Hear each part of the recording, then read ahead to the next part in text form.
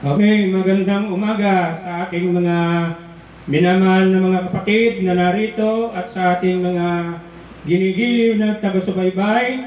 Purihin natin ang Diyos. Amen? Amen. Amen. Okay, magpatuloy na tayo.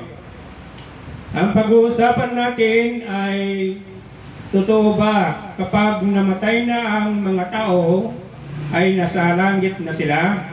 Yan ang karamihan na naririnig natin sa mga ibang tao na happy birthday Papa in heaven. Kanila, no? Titignan natin kung ano ba ang turo ng ating Panginoong Jesucristo rito. Kailangan bilang isang alagad ay tayo yung naturuan ng kanyang inuutos, ng kanyang mga turo. Kaya dapat natin alam kung pagkatapos na ang tao ay mamamatay, saan siya pupunta. Okay?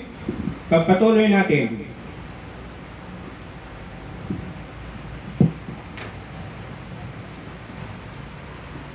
Sa Hebreo chapter 9 verse 27, itinakda sa mga tao na minsan lamang mamatay, at pagkatapos ay ang paghuhukom. Sa English niyan,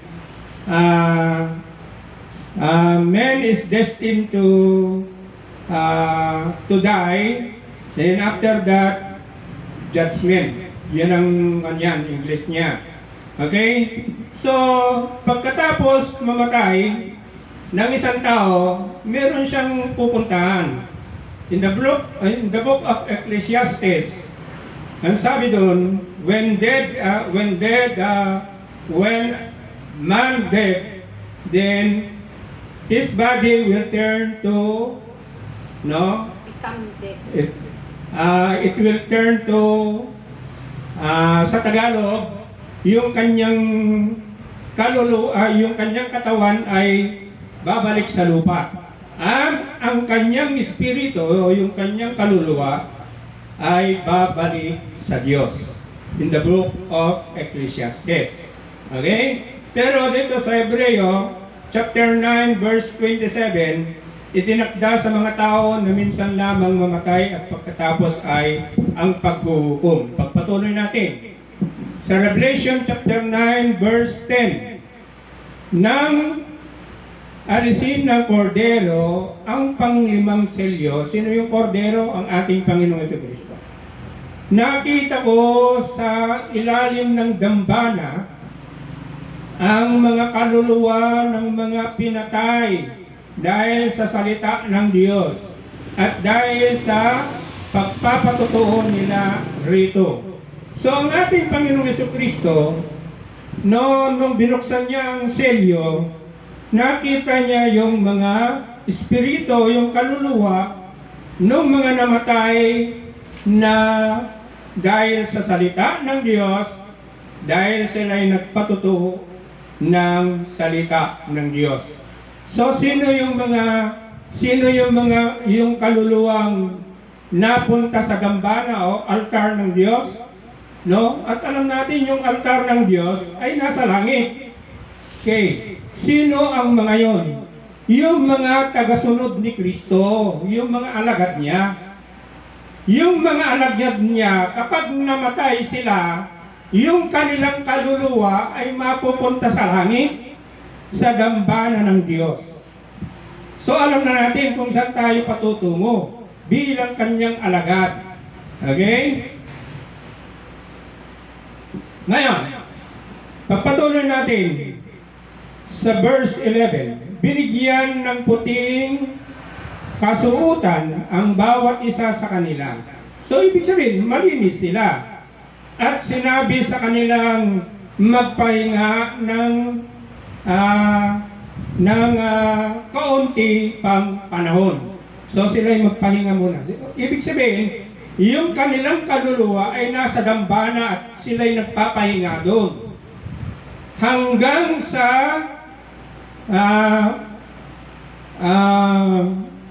mabuo ang bilang ng kanilang mga kapatid at kapwa mga lingkod na papatayin din tulad nila. No, sino yung papatay kasi? Nung nagkasala ang tao, no, siya ay mamamatay. No, anong dahilan ng kanilang kamatayan? Sila ay nagkasala. Bakit? Kasi yung unang magulang natin ay natukso, kaya sila ay nagkasala, sila ay namatay. Yan ang ibig sabihin yan. So, ibig sabihin, yung kaluluwa ng mga lingkod ng Diyos na sumusunod sa turo ni Kristo Jesus, no, yung kanilang kaluluwa ay nasa langit sa dambana ng Diyos. Yon, no? Ngayon, sila ay magpahinga muna doon. Ibig sabihin, hindi sila yung nabubuhay na kasama ni Kristo doon sa langit, kundi nagpapahinga sila. Tulad ng mga patay dyan sa parang nagpapahinga lang yan, mga yan. Pagpatuloy natin, mga kapatid. Sa 1 Peter chapter 3 verse 18 to 19, tanong. So yung pumunta doon sa langit, sa dambana ng Diyos, nakaluluwa ng mga taong namatay na naglilingkod kay Kristo, alagad ni Kristo, no, sila yung napunta sa langit, sa dambana ng Diyos. Yung hindi lingkod ni Kristo Jesus, yung hindi sumusunod sa salita ng Diyos, saan naman pupunta yung kanilang espiritu, yung kanilang kaluluwa? Sa 1 Peter chapter 3 verse 18 to 19, sapagkat si Kristo na walang kasalanan ay namatay nang minsan para sa inyo na mga makasalanan, upang iharap kayo sa Diyos. Siya ay pinatay sa laman at muling binuhay sa Espiritu. Pagpatuloy natin. Sa kalagayang nito, nagpunta siya at nangaral sa mga espiritong nakabilanggo. Sino yung mga espiritong nakabilanggo? Pagpatuloy natin sa verse 20. Sila ang mga espiritong ayaw sumunod noong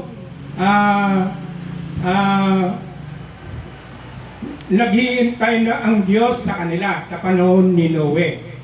Habang ginagawa nito ang daong ay ilang tao lamang ang nakaligtas sa tubig. Sino yon? Yung pamilya ni Noe. Yun lang ang nakaligtas. So yung mga taong na kinukumbinsi ni Noe, ayaw sumunod sa kanya, ayaw sumunod sa Diyos. So sila yung itong mga espiritong nakabilanggo. So ibig sabihin, ang mga espiritong nakabilanggo ngayon ay yun ang mga yung mga taong hindi sumusunod sa Diyos. Doon mapupunta yung espiritu ng taong hindi sumusunod sa Diyos. Sila'y ibibilanggo. So magkahiwalay ngayon. No? Yung alagad ni Kristo na sumusunod kay Kristo, sumusunod sa Diyos, sa salita ng Diyos, pag sila'y namatay, yung kanilang kaluluwa ay mapupunta sa langit, sa dambana ng Diyos. At doon sila magpahinga. Okay? Hanggang hintayin nila yung kabuuan ng mga alagad na mamamatay pa. Okay? So, sana naintindihan natin kung saan napupunta yung kaluluwa nung taong namamatay. No? Dapat naintindihan natin yun. Pagpatuloy natin. Sa Revelation chapter 9 verse 11, binigyan ng puting sa Mateo 28:19-20. Kaya nga, inutusan ni Kristo Jesus yung kanyang mga alagad. Kaya't humayo kayo, gawin ninyong alagad ko ang mga tao sa lahat ng mga bansa. Bakit? Kasi sila yung, halimbawa sila yung mga, kung sila yung magiging alagad, sila yung, pag namatay na sila yung mapupunta doon sa langit, doon sa damba ng Diyos. Okay? Papatuloy natin. Kaya't humayo kayo, gawin ninyong alagad ko ang mga tao sa lahat ng mga bansa. Sa 20, turuan ninyo silang sumunod sa lahat ng inuutos ko sa inyo. Sumunod. So yung alagad ni Kristo, sumusunod sa inuutos ni Kristo. So, halimbawa, siya'y naging alagad ni Kristo, siya'y sumusunod sa inuutos ni Kristo, siya'y namatay, ang kanyang kaluluwa ay mapupunta sa langit, sa dambana ng Diyos. No? Doon natin, so, tayong pinangaralan ng ating Panginoong Jesucristo, alam natin kung ano yung sasabihin natin. Kung saan napupunta ang kaluluwa ng isang tao kapag siya'y namatay na. Okay? So, alam natin yun. Balik tayo doon sa paksa natin.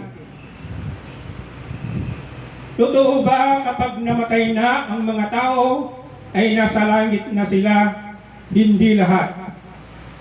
Kundi yung mga nasa langit na kaluluwa ng mga namatay na nasa tambanan ng Diyos ay yung mga kanyang alagad. Yung mga alagad niyang sumusunod sa inuutos ni Kristo Jesus. So dapat maliwanag sa atin yun. Kaya kung may nagsasabi, Happy birthday, Father in Heaven. Tayo na nakakaalam ng katotohanan, sasabihin natin dun sa tao na yon, hindi niya alam yung katotohanan. Okay? Amen? Amen. And God bless us all. Amen. Amen.